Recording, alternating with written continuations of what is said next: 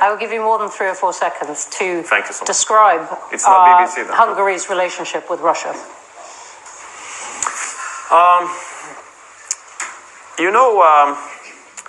When it comes to cooperation with Russia, there are areas where the sanctions do allow the cooperation, and there are areas where sanctions do not allow the cooperation. European sanctions. European sanctions. So, in areas which are affected and banned by the European sanctions, we do not cooperate.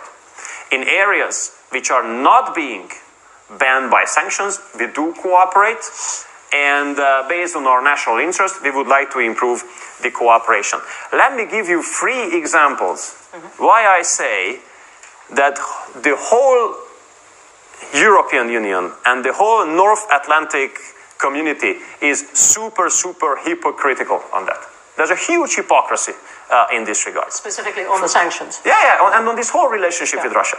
Just three quick instances. First, I'm personally responsible in the government for the construction of the new nuclear power plant in Hungary. On nuclear, we are on the same page with United Kingdom. Maybe not on the fact that we are working together with the Russians on that, but on nuclear, we are on the same side. So, in 2014, we signed a contract with the Rosatom, which is the Russian nuclear energy company, to build a nuclear power plant for us. Okay, we are now building the nuclear power plant. The land preparation, everything is going on. Russians. Okay. If I take you to the site tomorrow, you will see huge works going on. But you will see American, German, and French subcontractors working on the site, paid by the Russians to work there. Okay, so this is my first point. Second point of mine. We have been under constant pressure not to work together with the Russians on nuclear energy, not to buy nuclear fuel from the Russians.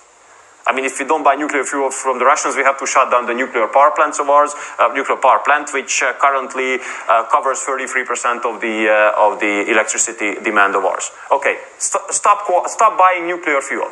Who was the #1 supplier of uranium of the United States last year? Russia. United States spent more than $1 billion on Russian uranium last year. Russia was the #1 uranium supplier of the United States last year, and they are putting pressure on us not to buy fuel from the Russians. Third point I want to make. Oil. The Western Europeans are so proud of themselves. We got rid of Russian oil. You Central Europeans, you could not make it. You know, that's how much we are better than you. You know, we got rid of Russian oil. Share of Russian oil to India was below 1% before the war. Now it's very close to 40%. Before the war, Europe was not buying Indian oil. Now Europe is the #1 customer of Indian oil. Indian oil, okay? So, and since we are not buying it, I guess there are others in Europe who are buying it, and those must be those who say that they are not buying oil from Russia. So when it comes to cooperation with Russia, I understand it's very easy to say that, you know, Szijjártó is friend of Lavrov, Orban is meeting with Putin, you know, you Hungarians, you are, you know, traitors, you are the propagandists of Kremlin.